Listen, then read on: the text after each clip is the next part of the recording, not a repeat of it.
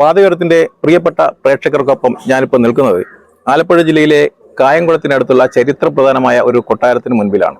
കൃഷ്ണപുരം കൊട്ടാരം.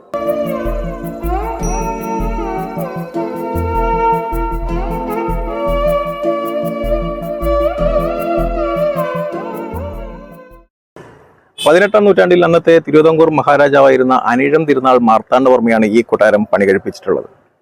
തനി കേരളീയ വാസ്തുനിർമ്മാണ ശൈലിയിൽ പണി കഴിപ്പിച്ചിട്ടുള്ള ഈ കൊട്ടാരം 16 കെട്ടായിട്ടാണ് നിർമ്മിച്ചിരിക്കുന്നത്. പാതയോരത്തിന്റെ സൗഹൃദങ്ങൾക്കെല്ലാം ചരിത്രമുറങ്ങുന്ന കൊട്ടാര മുറ്റത്തേക്ക് സ്വാഗതം.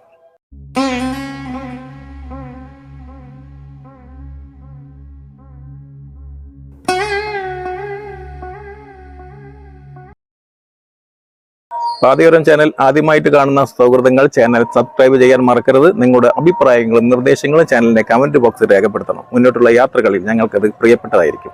ഏവർക്കും ഒരിക്കൽ കൂടി ഒരു നല്ല നിറമുള്ള കാഴ്ചകളിലേക്ക് സ്വാഗതം. കായംകുളം KSRTC സ്റ്റാൻഡിൽ നിന്നും ഓച്ചിറയ്ക്കുള്ള ബസ്സിലാണ് കയറിയത്. കൃഷ്ണപുരത്തേക്ക് ടിക്കറ്റ് എടുത്തു. 10 രൂപയാണ് ടിക്കറ്റ്. കൃഷ്ണപുരം സ്റ്റോപ്പിൽ ഇറങ്ങി ഒരു 300 മീറ്ററിൽ താഴെ ഉള്ളൂ കൊട്ടാരത്തിനടുത്തേക്ക്. രാവിലെ 9:30 ശേഷമാണ് ആളുകൾക്ക് അകത്തോട്ട് പ്രവേശനം.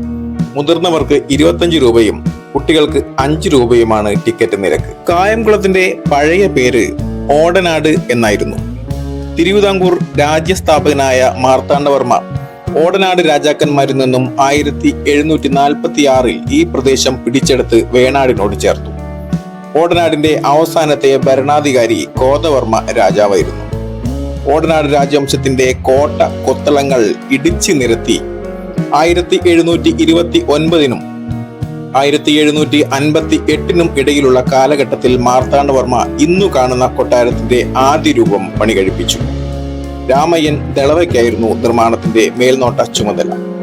പിന്നീട് രാജാവായ അയ്യപ്പൻ മാർത്താണ്ഡപിള്ള ഈ കൊട്ടാരം പുതുക്കിപ്പണിതു. തിരുവിതാംകൂർ രാജാക്കന്മാരുടെ ഇടത്താവളമായി കൃഷ്ണപുരം കൊട്ടാരം നിലകൊണ്ടു. ഈ കൊട്ടാരം ഇപ്പോൾ പുരാവസ്തു വകുപ്പിന്റെ കീഴിലാണ്. ഒരു ചരിത്ര മ്യൂസിയമായിട്ടാണ് ഈ കൊട്ടാരം ഇപ്പോൾ പ്രവർത്തിക്കുന്നത്. തനി കേരളീയ വാസ്തുശില്പ രീതിയിൽ പണി കഴിപ്പിച്ചിരിക്കുന്ന ഈ കൊട്ടാരം 16 കെട്ടായിട്ടാണ് നിർമ്മിച്ചിരിക്കുന്നത്. തിരുവിതാംകൂറിലെ പത്മനാഭപുരം കൊട്ടാരത്തിന്റെ ചെറിയ പതിപ്പാണ് കൃഷ്ണപുരം കൊട്ടാരം എന്ന് വേണമെങ്കിൽ പറയാം. പുറത്തെ ചുറ്റുമതിൽ കടന്ന് ഉള്ളിലേക്ക് എത്തിയാൽ മനോഹരമായ ഒരു ഉദ്യാനത്തിലേക്ക് എത്താം. ഈ പൂന്തോട്ടത്തിന്റെ ഒരു ഭാഗത്ത് ഒരു തടിമണ്ഡപത്തിൽ ഒരു ബുദ്ധ പ്രതിമ കാണാം. 1000-ലധികം വർഷങ്ങളുടെ പഴക്കമുണ്ടെന്ന് കരുതുന്ന കരുനാഗപ്പള്ളിയിൽ നിന്നും ലഭിച്ച ഈ ബുദ്ധ പ്രതിമ അക്കാലങ്ങളിൽ കേരളത്തിൽ ബുദ്ധമതം നിലവിലുണ്ടായിരുന്നു എന്നതിന് തെളിവാണ്. ഇതാണ് അഞ്ചൽ പെട്ടി. ഇന്ത്യയിലെ ഔദ്യോഗിക പോസ്റ്റൽ സർവീസ് രൂപം കൊള്ളുന്നതിന് മുൻപ് തിരുവിതാംകൂർ, കൊച്ചി എന്നീ നാട്ടുരാജ്യങ്ങളിൽ നിലവിലുണ്ടായിരുന്ന പഴയകാല തപാൽ സമ്പ്രദായമാണ് അഞ്ചൽ സമ്പ്രദായം. സർക്കാർ സാധനങ്ങളും കൊട്ടാരം വക കത്തുകളും കച്ചേരികളിൽ എത്തിച്ചു കൊടുക്കാനാണ് അഞ്ചൽ ആരംഭിച്ചത്. കത്തുകൾ ഇങ്ങനെ എത്തിച്ചു കൊടുത്തിരുന്ന ജീവനക്കാരെ അഞ്ചൽക്കാരൻ അഥവാ അഞ്ചലോട്ടക്കാരൻ എന്നായിരുന്നു വിളിച്ചിരുന്നത്. കാക്കി നിക്കറും ഷർട്ടും തലയിൽ ചുവന്ന കരയുള്ള കാക്കി തൊപ്പിയുമായിരുന്നു അഞ്ചൽക്കാരന്റെ വേഷം. കയ്യിൽ മണികൾ കെട്ടിയ ഒരു വടിയുമുണ്ടാവും. തപാൽ ഉരുപ്പടികൾ ഒരിടത്തു നിന്നും മറ്റൊരിടത്തേക്ക് ഓടിയാണ് എത്തിച്ചിരുന്നത്. ഇങ്ങനെ ഓടുമ്പോൾ കയ്യിലെ വെങ്കല നിർമ്മിതമായ ചിലങ്ക കിലുങ്ങുകയും ആ ശബ്ദം കേട്ട് ആളുകൾ വഴിമാറിക്കൊടുക്കുകയും ചെയ്തിരുന്നു. തിരുവിതാംകൂർ രാജവംശത്തിന്റെ ശംഖു മുദ്രയാണ് ഈ അഞ്ചൽ പെട്ടിയിൽ പതിച്ചിരിക്കുന്നത്. അകത്തെ ചുറ്റുമതിലും പടിപ്പുരയും മുറ്റവും കടന്ന് കൊട്ടാരത്തിന്റെ പ്രധാന വാതിലിലൂടെ ചരിത്രമുറങ്ങുന്ന കൊട്ടാരത്തിനകത്തോട്ട് പ്രവേശിക്കാം. തിരുവിതാംകൂർ രാജാക്കന്മാർ ഉപയോഗിച്ചിരുന്നതും കേരളത്തിന്റെ പല ഭാഗങ്ങളിൽ നിന്നും കണ്ടെടുത്തതുമായ അമൂല്യങ്ങളായ പുരാവസ്തുക്കൾ ഇവിടെ സൂക്ഷിച്ചിരിക്കുന്നു. ഏതു സംശയവും തീർക്കാനായി പുരാവസ്തു വകുപ്പിന്റെ ഉദ്യോഗസ്ഥന്മാരുടെ കൃത്യമായ ഇടപെടലുകളും വളരെ നല്ല രീതിയിൽ തന്നെ ലഭിക്കുന്നുണ്ട് എന്നത് വളരെ സഹായമായി തോന്നി. ഇടുക്കി ജില്ലയിൽ നിന്നും കണ്ടെടുത്ത AD 1800 കാലഘട്ടത്തിലെ വെങ്കല ശില്പങ്ങളും ഇവിടെയുണ്ട്. ശ്രീ വിശാഖം തിരുനാൾ രാമവർമ്മ ഉപയോഗിച്ച 1880 മുതൽ 1885 വരെയുള്ള കാലഘട്ടത്തിലെ വെള്ളി പൂശിയ ഉടവാളാണ് ഇത്.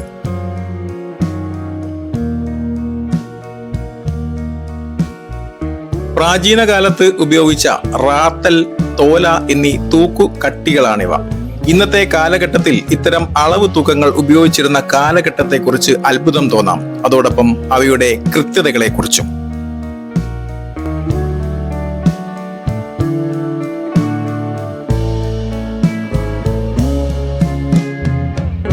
അക്കാലത്ത് തിരുവിതാംകൂറിൽ ഉപയോഗിച്ചിരുന്ന അളവ് പാത്രങ്ങളാണിവ. ഹാരപ്പ, മോഹൻജദാരോ നാഗരികതകളുടെ അവശിഷ്ടങ്ങളും ഇവിടെ കാണാം. 2500 BC-യിൽ നിർമ്മിക്കപ്പെട്ടതാണ് ഇവ.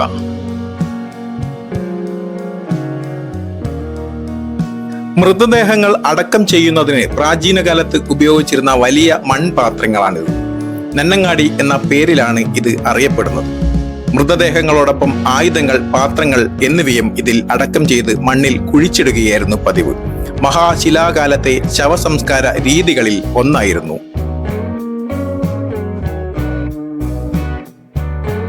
ഇതാണ് വീരക്കല്ല്. നവീന ശിലായുഗത്തിന്റെ അവസാന ഘട്ടത്തിൽ ജീവിച്ചിരുന്ന വീര പുരുഷന്മാരുടെയും ധീര സ്ത്രീകളുടെയും ചരിത്രമാണ് വീരക്കല്ലിൽ രേഖപ്പെടുത്തിയിരുന്നത്. കേരളത്തിന്റെ പല ഭാഗങ്ങളിൽ നിന്നും കണ്ടെടുത്ത ചില ശില്പങ്ങളുടെ ഒരു നീണ്ട നിരയും ഇവിടെയുണ്ട്.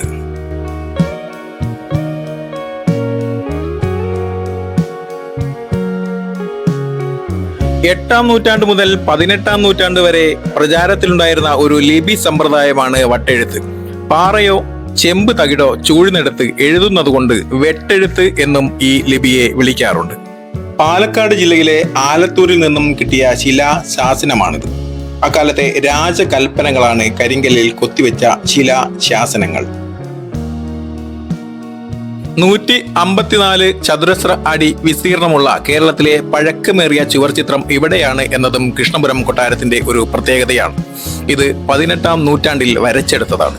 മഹാഭാരതത്തിലെ അഷ്ടമസ്കന്ധത്തിലുള്ള ഗജേന്ദ്ര മോക്ഷത്തിന്റെ കഥയെ ആസ്പദമാക്കി തേവാരപ്പുരയിൽ വരച്ച ഈ പ്രസിദ്ധമായ ചുവർചിത്രം ഇതുവരെ കണ്ടെത്തിയിട്ടുള്ള ചുവർചിത്രങ്ങളിൽ വെച്ച് ഏറ്റവും വലുതാണ്. തൊട്ടടുത്ത നീരാഴിയിൽ നിന്നും കുളിച്ചു വന്ന് വിഷ്ണു ഭഗവാനെ ഭജിക്കുവാൻ തക്ക വിധമാണ് ഇത് ആലേഖനം ചെയ്തിട്ടുള്ളത്.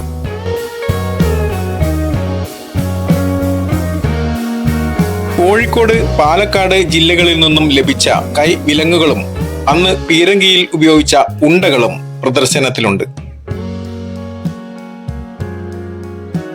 അടുത്ത കാഴ്ച 1886 കാലഘട്ടത്തിലെ സംസ്കൃത ഭാഷയിൽ എഴുതപ്പെട്ട ബൈബിളിന്റെ 5 വാല്യങ്ങളാണ്. കായംകുളം വാൾ അന്നത്തെ ഭരണാധികാരികളും പടയാളികളും ഉപയോഗിച്ചിരുന്ന വളരെ പ്രത്യേകതകൾ ഉള്ള ഇരുതല മൂർച്ചയുള്ള വാൾ. പഴയകാല നാണയങ്ങളെ പരിചയപ്പെടുത്തുന്ന നാണയ ഗ്യാലറിയിലേക്ക് കടക്കാം. കേരളത്തിലെ ആദ്യ വിനിമയ മാധ്യമമായ കവടിയാണിത്. മുദ്രാങ്കിത നാണയങ്ങൾ, സംഘകാല ചേര നാണയം, റോമൻ നാണയങ്ങൾ, ചോള നാണയം, ഓച്ചിറ നിധി, വെള്ളിപ്പണം, തീരാകാശുകൾ, 1/4 രൂപ, തിരുവിതാംകൂർ അര-രൂപ, 1, 4, 8 കാശുകൾ, 2 ചക്രം, ലക്ഷ്മി വരാഹൻ, 28 ചക്രം. 28 ചക്രം എന്ന് പറയുന്നത് ഒരു ബ്രിട്ടീഷ് രൂപയായിരുന്നു. കൊച്ചി ഇരട്ടപ്പുത്തൻ, ഇൻഡോ ഡച്ച് നാണയം, ഇൻഡോ ഫ്രഞ്ച് നാണയം, വിജയ നഗര നാണയം, ടിപ്പു സുൽത്താൻ കാശ്, British east India coin, Netherland നാണയം, വീരായൻ സ്വർണ്ണപ്പണം. കൂടാതെ നാണയം അച്ചടിക്കുന്ന കമ്മട്ടത്തു നിന്നും കേടുപാട് വന്ന നാണയങ്ങളും ഇവിടെ സൂക്ഷിക്കുന്നതിൽ പെടും.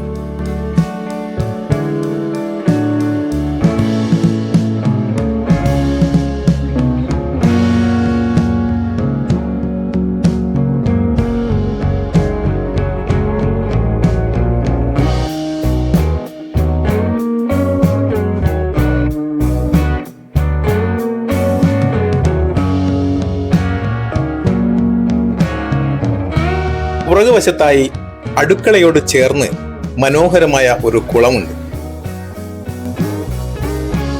മുകളിലെ കിളിവാതിലിലൂടെ നോക്കിയാൽ അപൂർവമായൊരു ഭംഗിയുണ്ട് ഈ കുളിപ്പുരയ്ക്കും കുളത്തിനും.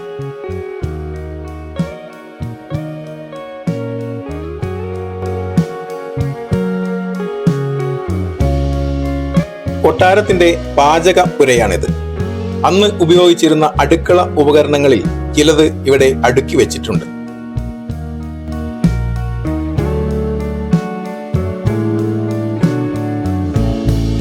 ഒരുപാട് വിറകടുപ്പുകൾ. അന്നത്തെ തിരുവിതാംകൂർ രാജാക്കന്മാർക്കും കുടുംബാംഗങ്ങൾക്കും ജോലിക്കാർക്കും പടയാളികൾക്കും വെച്ചു വിളമ്പിയ ഇടം. അന്നത്തെ ഇവിടുത്തെ തിരക്കുകളും പാചകവും ഒന്ന് മനസ്സിൽ കണ്ടു നോക്കൂ. അടുക്കളയിൽ നിന്നും നേരിട്ട് വെള്ളമെടുക്കാവുന്ന പഴയ തറവാട് വീടുകളിൽ കാണുന്ന പോലെ തന്നെയാണ് കിണറിന്റെ സ്ഥാനം.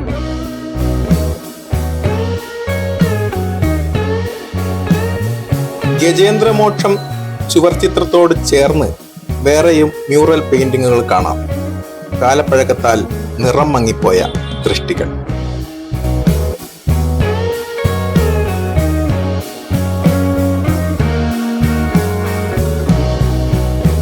ഇരുപത്തിരണ്ട് മുറികളും 4 നടുമുറ്റങ്ങളും ഉണ്ട് കൊട്ടാരത്തിന്. നടുമുറ്റം, പൂമുഖം, കോവനിത്തളം, നീരാഴിക്കെട്ട്, നെല്ലറ, അടുക്കള, ചുറ്റുമതിൽ, പരമ്പരാഗത കവാടമായ പടിപ്പുര എന്നിവ താഴത്തെ നിലയിലാണ്. മന്ത്രശാല, അതിഥിമുറി, മറ്റ് കിടപ്പുമുറികൾ എന്നിവ 1-ാം നിലയിലാണ്. ശിലാ പൈപ്പുകൾ ഉപയോഗിച്ചുള്ള ഡ്രൈനേജ് സംവിധാനം, മനോഹരമായി രൂപകൽപ്പന ചെയ്ത മേൽത്തട്ട്, കോവണിപ്പടികൾ, കിളിവാതിലുകൾ, ഇടനാഴികൾ എന്നിവ മനോഹര കാഴ്ചകളാണ്.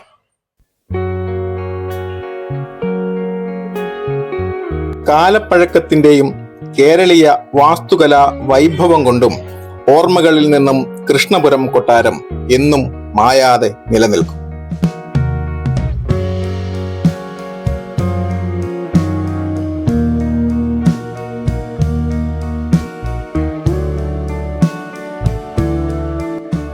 കേരളത്തിന്റെ വാസ്തു സാങ്കേതിക വിദ്യയെ അതിന്റെ മുഴുവൻ ഘടനയിലും കർക്കശമായി പിന്തുടരുന്ന രാജകീയ വസതിയായിരുന്ന കൃഷ്ണപുരം കൊട്ടാരം തിരുവിതാംകൂറിന്റെ പരമ്പരാഗത വാസ്തു വിദ്യയുടെ ജീവിക്കുന്ന സ്മാരകമാണെന്ന് പറയാം.